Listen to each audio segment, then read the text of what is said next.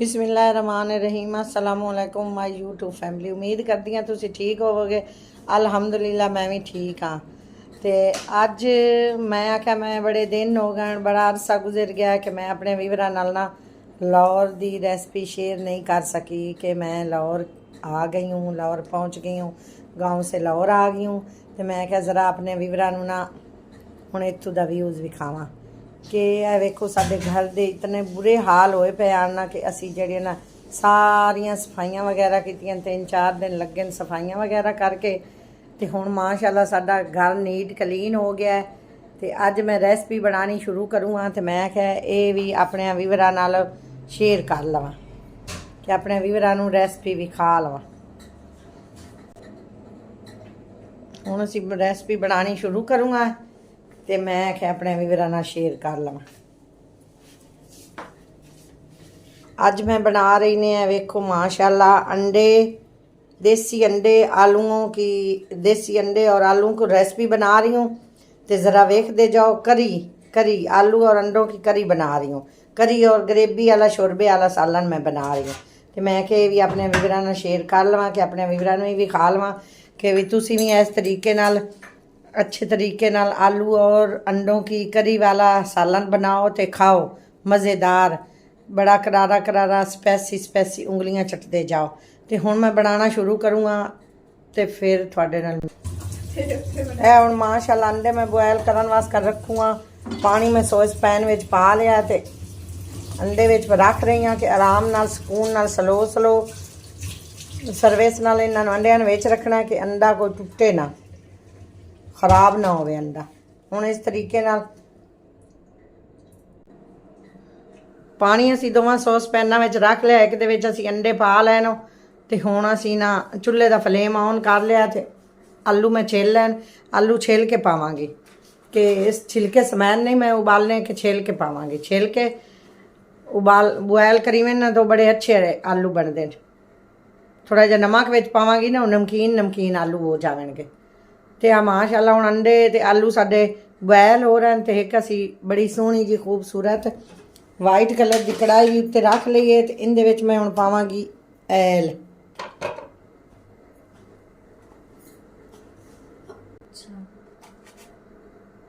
एक चम्मच मैं नमक पा लिया आलूआं विच।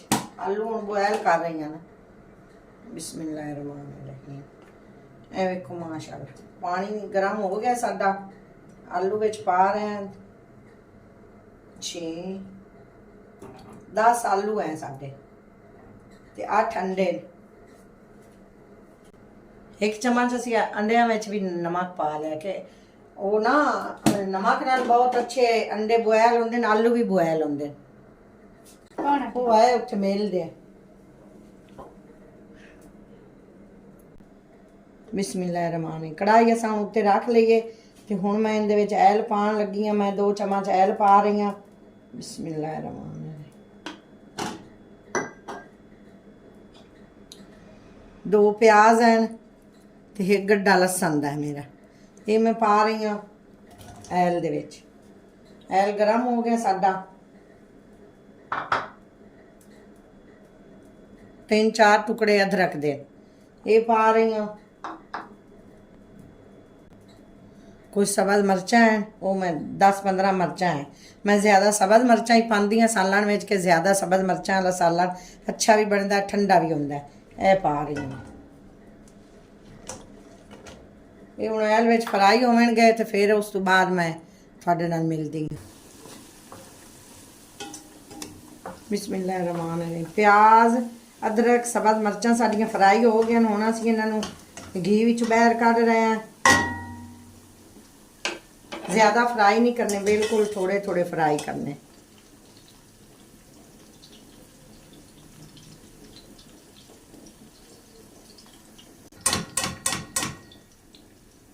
इस तरीके नाल असीं विचों कढ लैणे, बाहर निकाल के ना ते इनको फिर पेस्ट बनाना है इनका।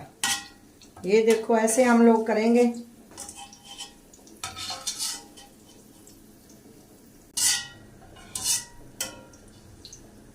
देखो इस तरीके ना साडे आलू और अंडे बॉयल हो रहे हैं।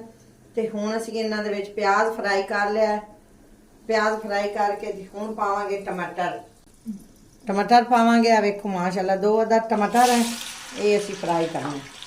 ਇਹਨਾਂ ਦਾ ਇਹਦੇ ਅਸੀਂ ਅੱਛੇ ਤਰੀਕੇ ਨਾਲ ਮੱਕੂ ਸ਼ੱਕੂ ਥੱਪਾਂਗੇ ਤੇ ਇਹਨੂੰ ਫਿਰ ਅੱਛੇ ਤਰੀਕੇ ਨਾਲ ਫਰਾਈ ਕਰਕੇ ਤੇ ਫਿਰ ਤੁਹਾਡੇ ਨਾਲ ਮਿਲਦੇ ਹਾਂ। ਟਮਾਟਰ ਵੀ ਸਾਡੇ ਫਰਾਈ ਹੋ ਗਏ, ਟਮਾਟਰਾਂ ਨੂੰ ਹੁਣ ਅਸੀਂ ਬਾਹਰ ਕੱਢ ਲਵਾਂਗੇ। ਇਹ ਵੇਖੋ ਮਾਸ਼ਾਅੱਲਾ ਇਸ ਤਰੀਕੇ ਨਾਲ ਟਮਾਟਰ ਵੀ ਅਸੀਂ ਕੱਢ ਲਏ। ਇਹਨਾਂ ਨੂੰ ਇਕੱਠਿਆਂ ਸੈੱਟ ਕਰਾਂਗੇ ਦੋਵਾਂ ਨੂੰ, ਪਿਆਜ਼ ਟਮਾਟਰ ਹਰੀਆਂ ਮਿਰਚਾਂ ਅਦਰਕ। ਇਸ ਤਰੀਕੇ ਨਾਲ ਸਾਡੇ ਨਾਲ ਇਹਨਾਂ ਦਾ ਅਸੀਂ ਹੁਣ ਬਣਾਵਾਂਗੇ ਕੁੱਟ ਮੁੱਟ ਕੇ ਤੇ ਇਕੱਠਾ ਕਰਕੇ ਇਹਨਾਂ ਨੂੰ ਅਸੀਂ ਬਣਾਵਾਂਗੇ पेस्ट। थोड़े जे ठंडे हो लवें तो फिर पेस्ट बनाने फिर ਤੁਹਾਡੇ ਨਾਲ मिलते हैं। मिक्सी जार मैं उत्ते मशीन दे सैट कर लिया ते अदरक जेडे ना अदरक दे टुकड़े वो मैं पहले पा के थोड़े जे ग्राइंड कर लैन के वो थोड़े जे सख्त होंदे ते हुण मैं सारा पेस्ट पा रही हां जेड़ा बनाया है फ्राई कीते प्याज टमाटर सब्ज़ मिर्चां लसन इस जार विच मैं पा रही हां ते इंदा मैं बनावांगी पेस्ट। पानी पावन की जरूरत नहीं है, टमाटरों का ही पानी है तो इहदे विच ही हो जाएगा। पेस्ट मेरा ग्राइंड हो गया, मिक्सी जार विच मैं ग्राइंड कर लिया तो हुण मैं इन्हां घी दे विच पा रही हूँ। बिस्मिल्लाह रहमान रहीम। देखो कितना फाइन पेस्ट बन गया।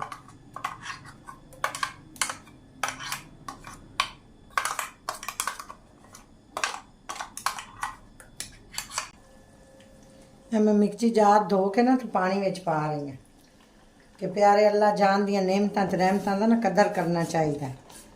बिल्कुल साफ बर्तन करना चाहिए, साफ सुथरा सारी चीज़ इस्तेमाल कर लेनी चाहिए।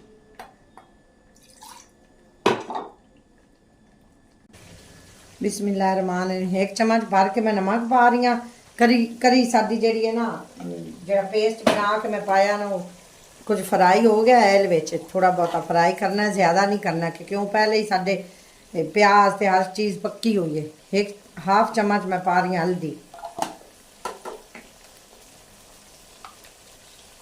1 चम्मच पीसी हुई लाल मिर्च ते ज़्यादा नहीं पानी है कि सब्ज़ मिर्चां भी पाई हुई ना तो बहुत ज़्यादा जिहड़ा ना मसाले नहीं पाने कि वेख लो माशाअल्लाह। 3 चम्मच भर के मैं दही पा रही हूँ। बिस्मिल्लाहिर्रहमानिर्रहीम। माशाअल्लाह सुबहान अल्लाह। मेरे अल्लाह दी केड़ियां सोहणियां शाना है। प्यारे अल्लाह जान ने केड़ी केड़ी नेमत सानू दित्ती हुई।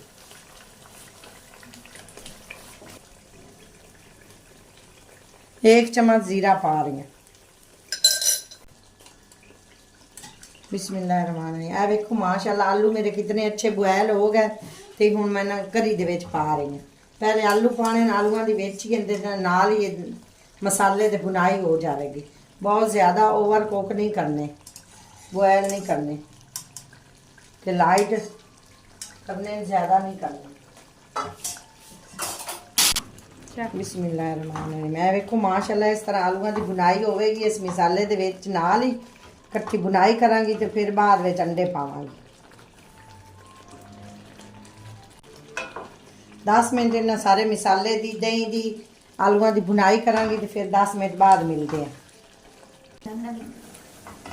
बिस्मिल्लाहिर्रहमानिर्रहीम। देखो 10 मिनट बाद साडे आए मसाले दी लोक आ गई, आलूआं दी भी बुनाई हो रही है तो माशाअल्लाह किस तरीके नाल वेखो मोंगरे मोंगरे बन रहे हैं। इस तरीके नाल दानेदार साडा मसाले दी बुनाई होई है तो हुण माशाअल्लाह इस तो बाद असीं पांदे आ अंडे।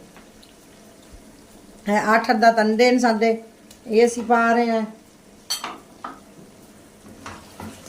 अंडे भी हाफ फ्राई हाफ बॉयल करने ते आलू भी थोड़े जे ना जिंद विच रखने ते थोड़े जे तकड़े रखने, सख्त थोड़े जे रखने। फिर इन्हां दी बुनाई होंदी है ना पकदे न। पानी मैं गर्म करके 2 गिलास रखा तो यह हुण मैं लाण लगी हूँ। बिस्मिल्लाहिर्रहमानिर्रहीम। जितनी तुहानूं ग्रेवी चाहिए उतना पानी पा ला। मैनू इतनी ग्रेवी चाहिए, मैं अपने तरीके के मुताबिक पावा। नमक मिर्च भी अपने टेस्ट के मुताबिक पानी ही मैं, तुसी भी अपने टेस्ट के मुताबिक पा लो। ਵੇਖੋ ਮਾਸ਼ਾਅੱਲਾ ਕਿਤਨੀ ਅੱਛੀ ਲੋਕ ਆਈ ਪਈ ਹੈ। ਗਰੇਬੀ ਵਾਲੇ ਸਾਡੇ ਅੰਡੇ ਆਲੂ ਬਣ ਕੇ ਇਹਨਾਂ ਦੀ ਬਹੁਤ ਅੱਛੀ ਲੋਕ ਹੁੰਦੀ ਹੈ ਤੇ ਇਹਦਾ ਟੇਸਟ ਵੀ ਬਹੁਤ ਅੱਛਾ ਹੁੰਦਾ। ਇਸ ਤਰੀਕੇ ਨਾਲ ਬਣਾਓ, ਰੈਸਪੀ ਫਾਲੋ ਕਰੋ।